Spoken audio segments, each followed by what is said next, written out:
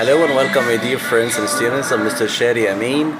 Today we are going to explain a very important part that many of you don't know about English language learning, which is connecting sounds.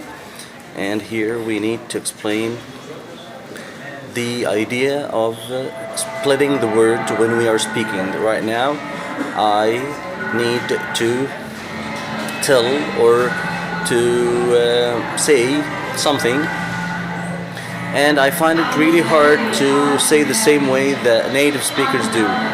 How can I do this? We need to cut out the word itself and we connect those parts we have already cut out in order to make a new combination of sounds. How is that possible? Let's go for examples to see.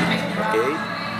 They are from the city of York. They are from the city of York. How can we say it? We need to cut out the words and make them in a new sound combination in order to speak it well. They're from the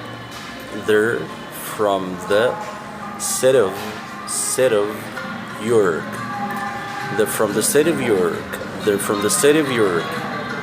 As you can see, we have put the words in a different order in order to say them in the native-like way where people who speak English as the first language do. There are some fish and chips in the park. There are some fish and chips in the park. There are some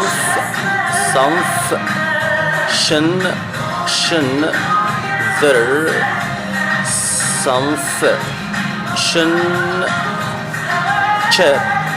in the park. There are some fish and chips in the park. There are some fish and chips in the park. There are some fish and chips in the park, okay? Last example. The plane from Paris arrives at 9. The plane from Paris arrives at 9. The plane from Paris arrives at 9. Again, the plane from Paris arrives at 9. The plane from Paris arrives at 9. The plane from Paris arrives at 9. Okay, I hope you like it. Thank you so much for following. Have a great evening. Goodbye.